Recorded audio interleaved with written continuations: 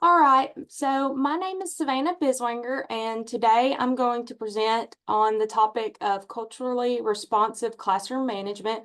And this is my first form of professional development. Um, so an overview, culturally responsive teaching kind of umbrellas over several different strategies. And I thought that a good workshop would be to address those that fall under the classroom management subcategory.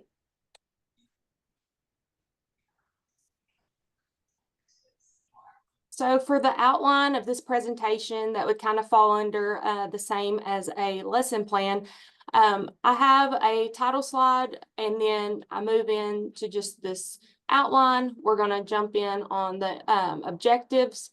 And then I included a video, but for the sake of time and our recording, I will skip the video, but there is a link included in my presentation as well as what the home screen of the YouTube video looks like. And it just addresses the facts of what is culturally responsive classroom management. We'll move into then talking about principles of culturally responsive classroom management, the benefits of those, strategies for culturally responsive classroom management. I do have an interactive activity that we can take part in if time permits, some time for group discussion and Q&A. And then I included an exit ticket. I know we are limited on time, but I wanted to implement the same type of tactics that I would have in a lesson plan with my students for this professional development. And then finally, I have a resource slide just to kind of give an overview of where I found some of the literature that I've used to support this lesson plan. So let's get started.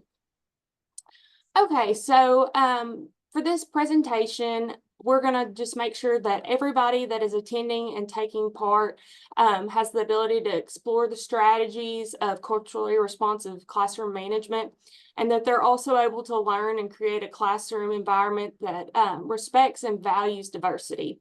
So those go into understanding the principles of culturally responsive classroom management, learn strategies to create an inclusive and respectful classroom environment, and then develop techniques for managing behavior in a culturally sensitive manner.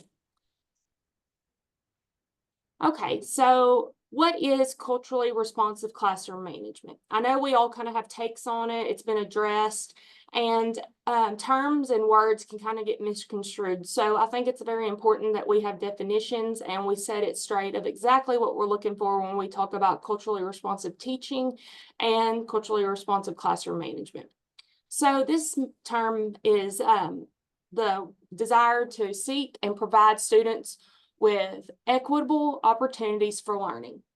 This is done by minimizing discriminatory school discipline practices that occur when the behaviors of non-dominant populations are misrepresented. So to do this, the approach in running a classroom needs to be done by making sure it's in a responsive way to each student's culture, and it looks more than just face value. Everybody is made up of different home lives and many different attributes that make them the student and the person that they are, that we'll get into in just a moment. But that's just very important that we don't take things for face value and that we truly learn about our students. So this is a pedagogy that falls under culturally responsive teaching, and we need to make sure that teachers, educators, and researchers are invested in classroom management, and that just begins with cultural diversity and makes sure that it's an integral part of the conversation at hand.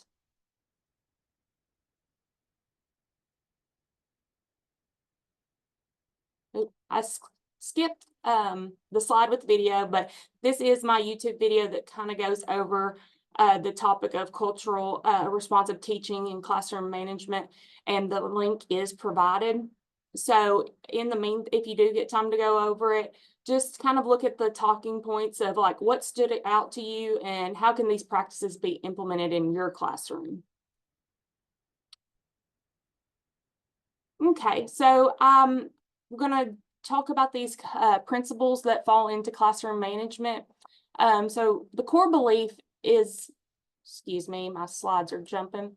The core belief is that in order to be successful in and out of school, students need to learn this set of social and emotional competencies. So we need to make sure that emotionally we're there for our students, that how we teach is catering to all the different levels of learning and the different types of students we have, that we're giving them the ability to have cognitive growth, self-growth, and that we're just truly working to make sure that the environment and those that are around us working with the students are all there for the greater good of making sure the student is getting the education that they deserve. So benefits of culturally responsive classroom management. We're looking to make sure that the classroom itself has just a more empathetic tendency, like the overall energy. Everybody cares for one another. We're reserved on how we talk to one another. We think about how those words can cut deep, and you never know the types of slang terms that are utilized and the ongoing terminology that just keeps evolving in the schools due to social media. We don't want to use things out of context, and make sure that you're well educated. And these things are going to just benefit in making sure that your students come out showing those tendencies, and that they're better citizens, they're more responsive, and that they're prepared for the real world. And this typically just goes into building their curiosity for learning and loving education. So some of these strategies, just make sure that your students have a cultural lens that does not have biases. Also have your students' cultural backgrounds, make sure you're well aware of those. Be aware of broader social, economical, and political context of topics. Try to stay up with a non-biased form of media to know what's going on in the world. Be willing to use culturally appropriate management strategies, and then commit to building caring classroom communities. This may be the only form of family that this student has, or they're not used to somebody that cares for them. So understand that there may be walls that are set up that don't necessarily need to be broken, but that you need to understand that not everybody has the same upbringing and culture as you do. And so for teachers' outcomes, culturally responsive classroom managers need to make sure they ask themselves hard questions about how they treat students based on their cultural background.